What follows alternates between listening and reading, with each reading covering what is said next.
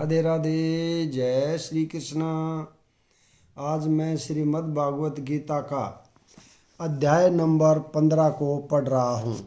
इसके अंदर श्री कृष्ण ने अर्जुन को पुरुषोत्तम योग के बारे में बताया है। भगवान ने कहा जाता है कि एक शाश्वत अस्वस्थ वृक्ष है जिसकी जड़ें तो ऊपर की ओर हैं और शाखाएं नीचे की ओर तथा पत्तियां वैदिक स्तोत्र हैं। जो इस वृक्ष को जानता है वह वेदों का ज्ञाता है। तात्पर्य: भक्ति योग की महत्ता की विवेचना के बाद यह पूछा जा सकता है, वेदों का क्या प्रयोजन है। इस अध्याय में बताया गया है कि वैदिक अध्ययन का प्रयोजन कृष्ण को समझना है। अतएव जो कृष्ण भावना भावित है, जो भक्ति में रत है, वह वेदों को पहले से जानता है। इस भौतिक जगत के बंधन की तुलना अस्वस्थ के वृक्ष से की गई है। जो व्यक्ति सकाम कर्मों में लगा है उसके लिए इस वृक्ष का कोई अंत नहीं है। वह एक शाखा से दूसरी में और दूसरी से तीसरी में घूमता रहता है। इस जगत रूपी वृक्ष का कोई अंत नहीं है और जो इस वृक्ष में आसक्त है उसकी मुक्ति की कोई संभावना नहीं है। वैदिक स्तोत्र जो आत्मोन्नति के लिए है वे ही इस वृक्ष के पत्ते हैं। इस वृक्ष की जड़ें ऊपर की ओर बढ़ती हैं क्योंकि वे इस ब्रह्मांड के सर्वोच्च लोक से प्रारंभ होती हैं जहाँ पर ब्रह्मा स्थित है। यदि कोई इस मोह रूपी अविनाशी वृक्ष को समझ लेता है तो वह इससे बाहर निकल सकता है। बाहर निकलने की इस विधि को जानना आवश्यक है। पिछले अध्यायों में बताया जा चुका है कि भवबंधन से निकलने की कई विधियां हैं। हम 13वें अध्याय तक यह देख चुके हैं कि भगवत भक्ति ही सर्वोत्कृष्ट विधि है। भक्ति का मूल सिद्धांत है भौतिक कार्यों से विरक्ति तथा भगवान की दिव्य सेवा में अनुरक्ति। इस अध्याय के प्रारंभ में संसार से आसक्ति तोड़ने की विधि का वर्णन हुआ है। इस संसार की जड़ें ऊपर को बढ़ती हैं। इसका अर्थ है कि ब्रह्मांड के सर्वोच्च लोक से पूर्ण भौतिक पदार्थ से यह प्रक्रिया शुरू होती है। वहीं से सारे ब्रह्मांड का विस्तार होता है जिसमें अनेक लोक उनकी शाखाओं के रूप में होते हैं। इसके फल जीवों के कर्मों के फल के अर्थात धर्म, अर्थ, काम तथा मोक्ष के घोतक हैं। यद्यपि इस संसार में ऐसे वृक्ष का जिसकी शाखाएं नीचे की ओर हों तथा जड़ें ऊपर की ओर हों कोई अनुभव नहीं है, किंतु बात कुछ ऐसी ही है। ऐसा वृक्ष जलाशय के निकट पाया जा सकता है। हम देख सकते हैं जलाशय के तट पर उगे वृक्ष का प्रतिबिंब जल में पड़ता है तो उसकी जड़ें ऊपर तथा शाखाएं नीचे की ओर दिखती हैं। दूसरे शब्दों में यह जगत रूपी वृक्ष आध्यात्मिक जगत रूपी वास्तविक वृक्ष का प्रतिबिंब मात्र है। इस आध्यात्मिक जगत का प्रतिबिंब हमारी इच्छाओं में स्थित है। जिस प्रकार वृक्ष का प्रतिबिंब जल में रहता है, इच्छा ही इस प्रतिबिंबित भौतिक प्रकाश में वस्तुओं के स्थित होने का कारण है।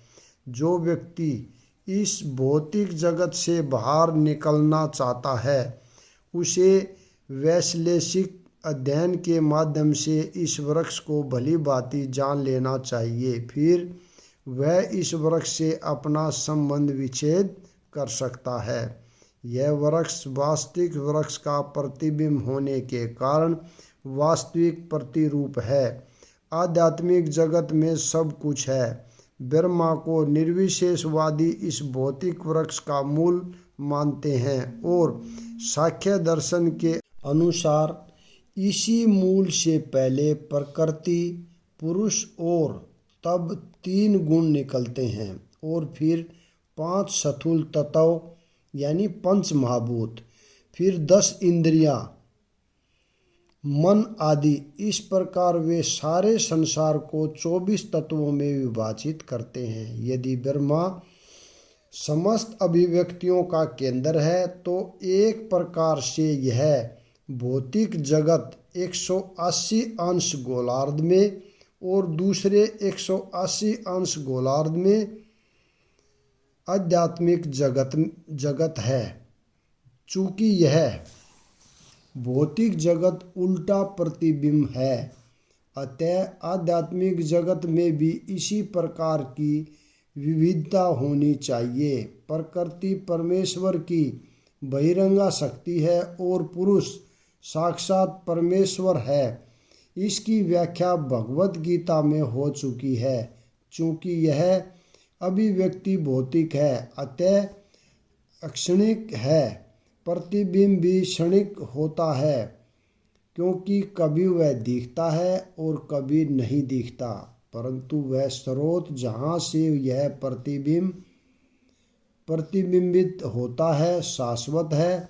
वास्तविक वृक्ष के भौतिक प्रतिबिंब का विच्छेदन करना होता है। जब कोई कहता है कि अमुक व्यक्ति वेद जानता है तो इससे समझा जाता है कि वह इस जगत की आसक्ति से विच्छेद करना जानता है। यदि वह इस विधि को जानता है तो समझिए कि वह वास्तव में वेदों को जानता है। जो व्यक्ति वेदों के कर्मकांड द्वारा आकृष्ट होता है वह इस वृक्ष की सुंदर हरी पत्तियों से आकृष्ट होता है। वह वेदों के वास्तविक उद्देश्य को नहीं जानता। वेदों का उद्देश्य भगवान ने स्वयं प्रकट किया है और वह है इस प्रतिबिंबित वृक्ष को काटकर आध्यात्मिक जगत के वास्तविक वृक्ष को प्राप्त करना। इस वृक्ष की शाखाएं ऊपर तथा नीचे फैली हुई हैं और प्रकृति के 3 गुणों द्वारा पोषित हैं। इसकी टहनियाँ इंद्रिय विषय हैं इस वृक्ष की जड़ें नीचे की ओर भी जाती हैं जो मानव समाज के सकाम कर्मों से बंधी हुई है। तात्पर्य अस्वस्थ वृक्ष की यहाँ और भी व्याख्या की गई है। इसकी शाखाएं चतुर्दिक फैली हुई हैं।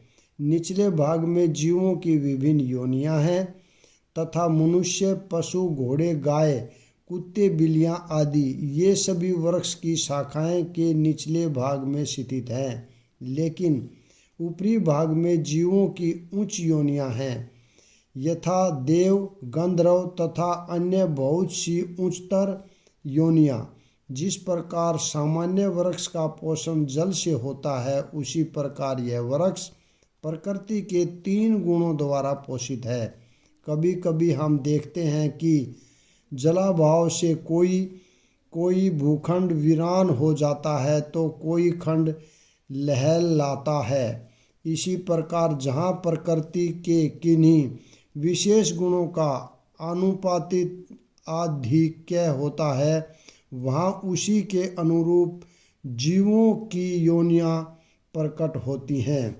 वृक्ष की टहनियाँ इंद्रिय विषय हैं।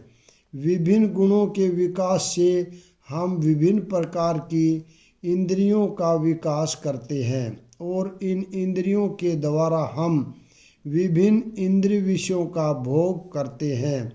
शाखाओं के सिरे इंद्रियां हैं यथा कान, नाक, आँख आदि जो विभिन्न इंद्रिय विषयों के भोग में आसक्त है। टहनियाँ शब्द, रूप, स्पर्श आदि इंद्रिय विषय है। सहायक जड़ें राग तथा द्वेष हैं जो विभिन्न प्रकार के कष्ट तथा इंद्रिय भोग के विभिन्न रूप हैं। धर्म अधर्म की प्रवृत्तियाँ इन्हीं गौण जड़ों से उत्पन्न हुई मानी जाती हैं जो चारों दिशाओं में फैली हैं। वास्तविक जड़ ब्रह्मालोक में है, किंतु अन्य जड़ें मृत्युलोक में हैं। जब मनुष्य उच्च लोकों में पुण्य कर्मों का फल भोग चुकता है तो वह इस धरा पर उतरता है और उन्नति के लिए इस काम कर्मों का नवीनीकरण करता है। यह मनुष्य लोक कर्म क्षेत्र माना जाता है। इस वृक्ष के वास्तविक स्वरूप का अनुभव इस जगत में नहीं किया जा सकता।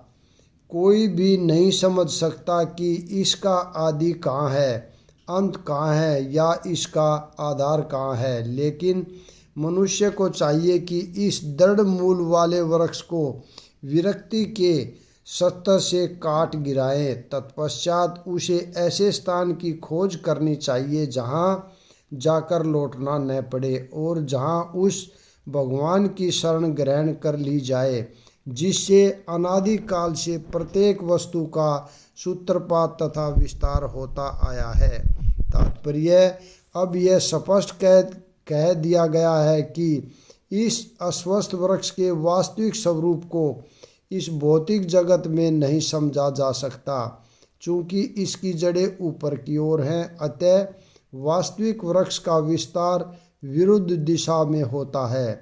जब वृक्ष के भौतिक विस्तार में कोई फंस जाता है तो उसे न तो यह पता चल पाता है कि यह कितनी दूरी तक फैला है और न वह इस वृक्ष के शुभारंभ को ही देख पाता है। फिर भी मनुष्य को कारण की खोज करनी ही होती है। मैं अमुक पिता का पुत्र हूँ, जो अमुक का पुत्र है आदि।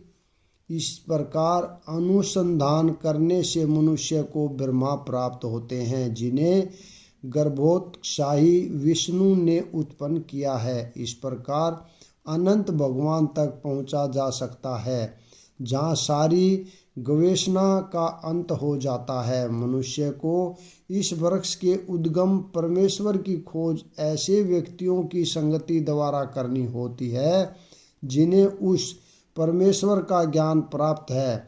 इस प्रकार ज्ञान से मनुष्य धीरे धीरे वास्तविकता के इस छद प्रतिबिंब से विलग हो जाता है और संबंध विच्छेद होने पर वह वास्तव में मूल वृक्ष में स्थित हो जाता है।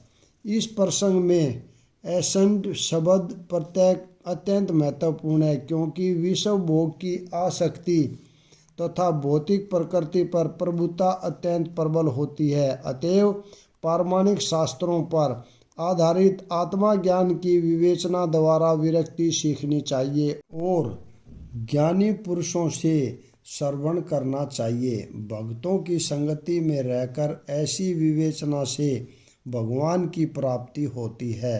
तब सर्वप्रथम जो करणीय है वह है भगवान की शरण ग्रहण करना। यहाँ पर उस स्थान का वर्णन किया गया है जहाँ जाकर मनुष्य इस छंद प्रतिबिंबित वृक्ष में कभी वापस नहीं लौटता।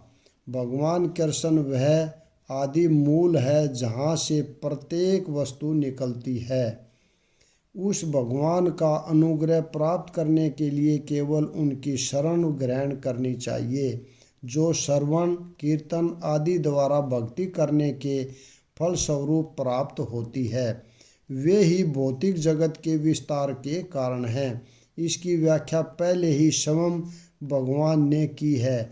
अहम सर्वस्य प्रभवः, मैं प्रत्येक वस्तु का उद्गम हूँ। अतएव इस भौतिक जीवन रूपी प्रबल अस्वस्थ के वृक्ष के बंधन से छूटने के लिए कृष्ण की शरण ग्रहण की जानी चाहिए।